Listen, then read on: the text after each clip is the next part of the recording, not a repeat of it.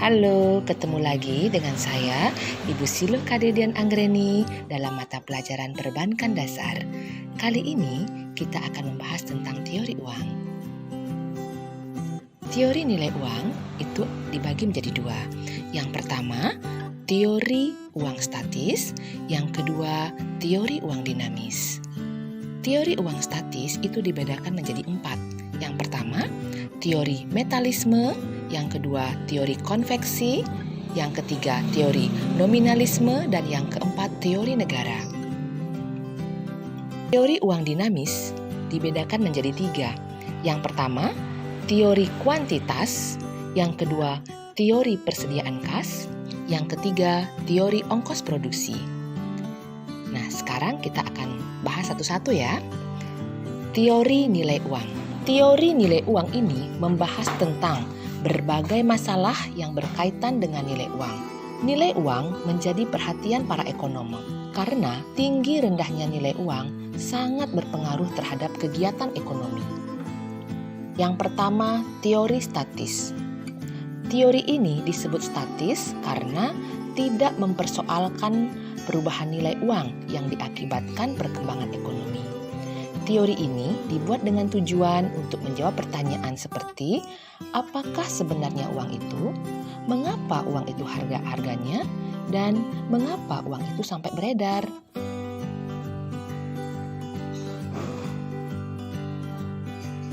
Nah, kita bahas dari apa itu uang.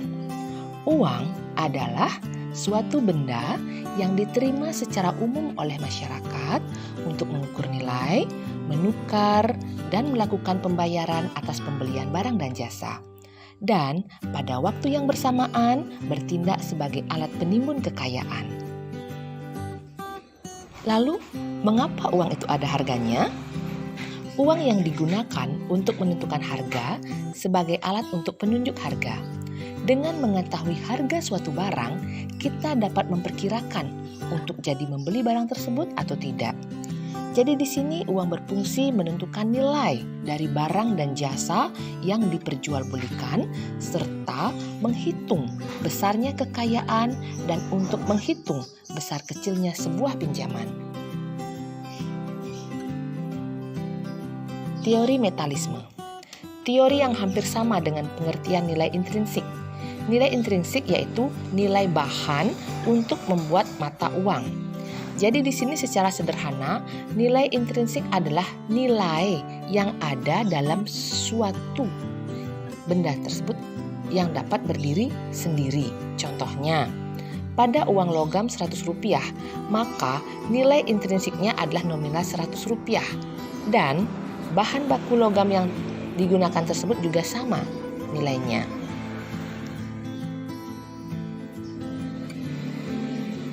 Teori konveksi. Teori ini menyatakan bahwa uang bisa diterima secara umum di masyarakat karena atas dasar perjanjian atau mufakat.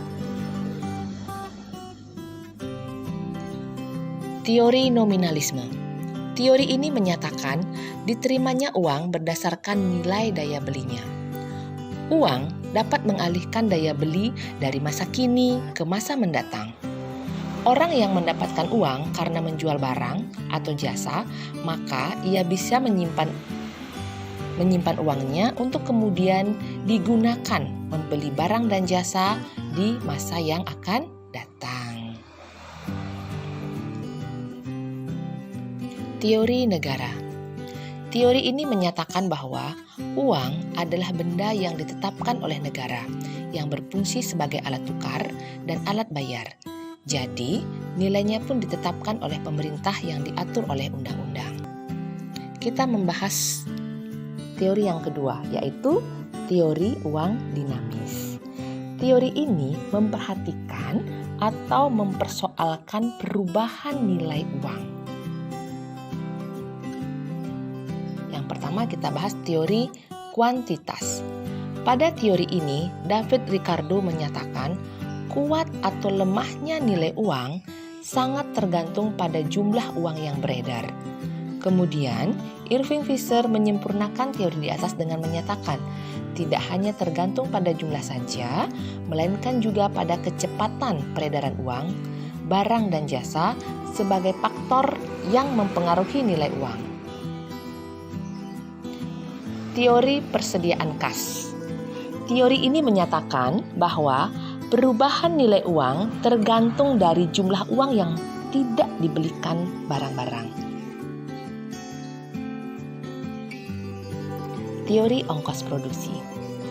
Teori ini menyatakan nilai uang dalam peredaran yang berasal dari logam dan uang dapat dipandang sebagai barang.